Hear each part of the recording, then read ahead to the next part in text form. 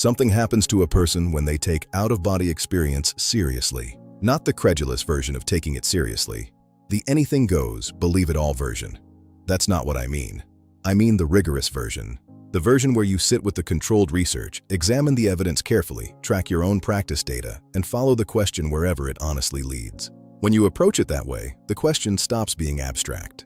Most of us were handed a very tidy story about consciousness early in life. Consciousness lives in the brain. It dies with the body. And anything that appears to suggest otherwise is wishful thinking, neurological noise, or self-deception. That story feels secure, right up until you sit with the evidence. Then it starts to develop cracks. Approximately 10% of the general population report having had at least one spontaneous out-of-body experience. These are not fringe individuals. They are teachers, engineers, nurses, soldiers, and scientists. Some of their experiences occurred under conditions, cardiac arrest with flatline EEG among them, in which the tidy story says no experience should be possible at all. Yet accurate, independently verified perception was reported anyway, documented in peer-reviewed literature. We are not going to pretend that settles the question. It doesn't. Welcome to Module 7. Over the course of the module, we're going to do 3 things together. First, we're going to examine the empirical record for out-of-body experience with the same rigorous attention we brought to remote viewing and precognition. This means looking honestly at the data, not cherry-picking the cases that feel most dramatic, and not dismissing the ones that don't fit a comfortable worldview. Second, we're going to survey the major cartographic traditions that have attempted to map non-physical territories. Monroe's focus level system, the Theosophical planes, the Tibetan Buddhist Bardos, Jürgen Ziewe's multidimensional man framework. These traditions don't always agree with each other, and that tension is worth understanding. Third, we're going to practice. You'll develop your own first-hand relationship with the states this module describes through Monroe-style induction protocols and lucid dream training. Bring your skepticism, bring your curiosity. Both are required here. Module 7 is organized around 3 essential questions. They're not rhetorical. Each one represents genuinely contested territory where the evidence is real, the stakes are high, and the honest answer requires holding more than one possibility at the same time. The first question is the foundational one. Can consciousness function independently of the body? Is there credible evidence that conscious awareness, under certain conditions, can produce accurate perceptions of the physical world from a spatial vantage point outside the physical body? That question is answerable. Not definitively, not yet, but genuinely. The second question, what is the relationship between lucid dreaming, OBE, and astral projection? Neither framing is adequate. Mapping the distinctions and the overlaps between them is foundational cartographic work for this module. The third question is the methodological heart. How do we map non-physical territories without projecting our own psychological content onto them? When practitioners from different cultures, centuries apart, with no access to each other's work, describe strikingly similar territories, something interesting happens. It might be shared neurological architecture. It might be genuine access to a shared imaginal space. Knowing the difference matters. The truth is this: the evidence for consciousness operating beyond the body is genuine, contested, difficult, and important.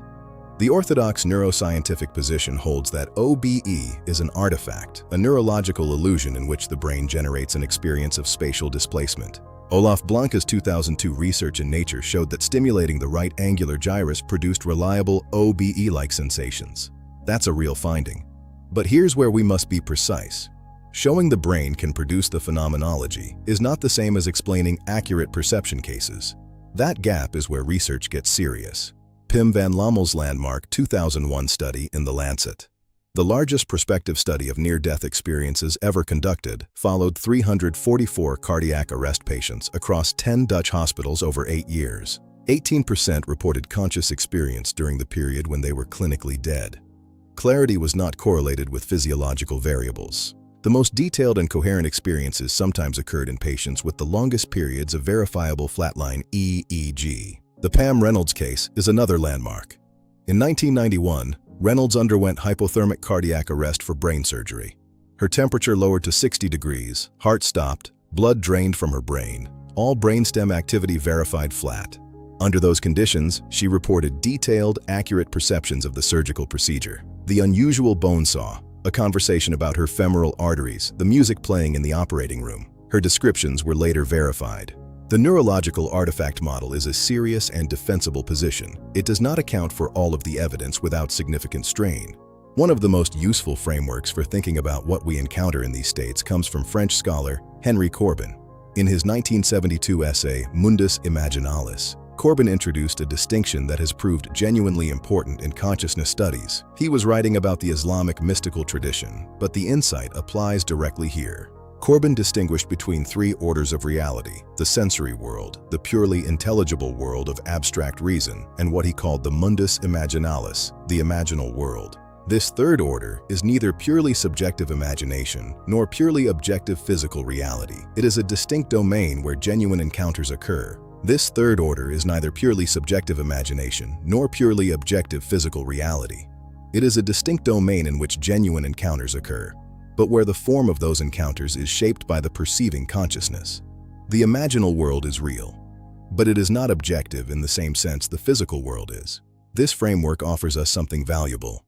A third possibility between OBE territories are objective physical locations and OBE territories are purely subjective projections. They may be something that transcends that distinction entirely, genuinely intersubjective, accessible to consciousness, without being physical locations. This is not an answer to the ontological question. It's a more precise way of asking it, and that is often the most honest place to stand. Here's what this module will ask of you. You'll read the course material carefully, paying particular attention to the veridical OBE cases in Section 7 and the cartographic traditions in Section 8. You'll bring the same epistemological precision to this material that you brought to remote viewing. Not more credulous, not more dismissive, just honest. You'll practice. Monroe's induction protocol begins in Section 12. You're looking for what he called the vibrational state. It's a real neurological threshold, and learning to recognize and work with it is the heart of the practical work in this module. And you'll document. The expedition report format is the same discipline you've been building. Phenomenological precision. Honest acknowledgement. You can't make the map until you've been into the territory. The body, as I like to say, is not who you are, it is where you are, for now. This module is an invitation to discover what happens when consciousness steps outside the room it was born into. Let's begin.